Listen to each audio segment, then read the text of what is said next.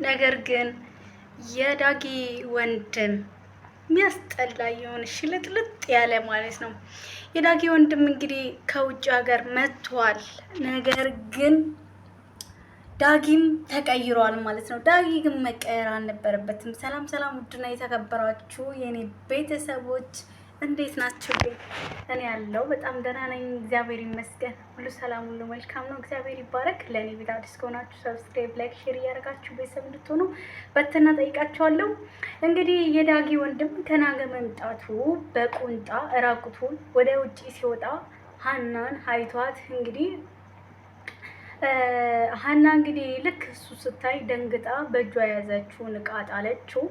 ከዛም በኋላ ግን አቤት ውበት እያለ እየተደመመ እያደነቀ እያለ ዳጊ መጣ። ያኛው ዳጊ ቢሆን ይሄኔ ማለት ነው እንደዛ ሆኖ ራቁቱን ሆኖ በቦክስ ነበር የሚለው ማለት ነው። ይሄኛው ዳጊ ግን ብዙ ተመልካችም አልተመቸውም።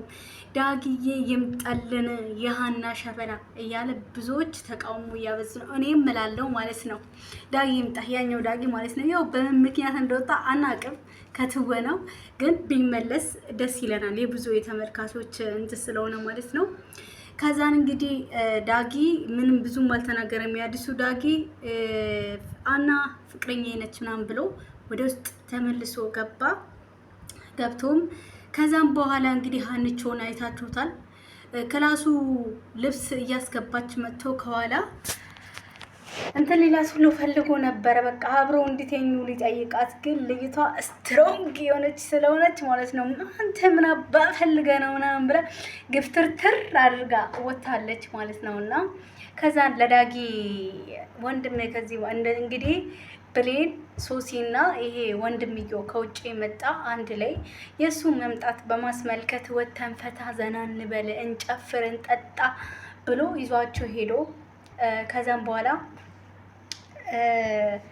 ዳጊ እንግዲህ ከትምህርት ቤት መጥቶ ከሀኒቾ ጋር ቁጭ ብሎ እያወሩ ከዛም በኋላ ወንድም ከዚህ በኋላ እዚህ ነው የሚኖረው ወይ ምናምን ብላ ጠየቀችው ማለት ነው። ምክንያቱም ምኝታ ቤት ስታስተካክል ገብታ አስቸግሯት ነበረ። ሊይዛ ስል ራሱ አንቺ አይደለሽ እንደ ፈልገሽ ምኝታ ቤት ድረስ የመጣችው? እሷ ግን ስራዋን ለመስራት ለማጽዳት ነው ክላሱ ነው የገባችው፣ ሌላ ነገር ፈልጋ አይደለም። እሱ ግን አንቺ አይደለሽ እንደ ክላሴ ድረስ እኔም ብለሽ የመጣችሁ እንዴት እንደዚህ ትኛለሽ ብሎ እንግዲህ እሱ ወደ ሌላ ድራማ ሊገባ ሲል ግን ስትሮንግ በመሆኗ አምልጠዋለች ማለት ነው። ከዛም እንግዲህ መጠጥ ቤት ሄዶ ሲንበጫበጩ አምሽተው እና ሀኒዬና ዳጊም እንግዲህ ቁጭ ብሎ የልባቸውን እያወሩ ፍቅራቸውን እያወጉ ቁጭ ብሎ እንግዲህ እነዚህ ሰካራሞች ተሰብስቦ መጡ። ሀኒዬና ዳጊ እንግዲህ ሶፋ ላይ ቁጭ ብለው ነበረ እነሱን እየጠበቁ ማለት ነው።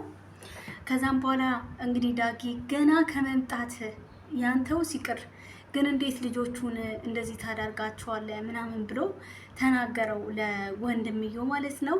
እንግዲህ ብሌን የምትባለዋ ወደ ውስጥ ገባች። ያቺ ሶሲ ደግሞ ሰክራ ልታስታውቅ ገባች። ከዛን ሀና ምን እንደነካ ተላቅም ክላሷ ገብታ መተኛ ሲገባት በምን ምክንያት እንደሆነ ባልታወቀ ነገር መታ ሶፋ ላይ እተኛለሁ ብላ እንግዲህ ገና ገደም ስትል ያሰከራሙ የዳግም ወንድም መጥቶ እንግዲህ ሊደፍራት እየታገለ ነው ድራማው ያለቀው።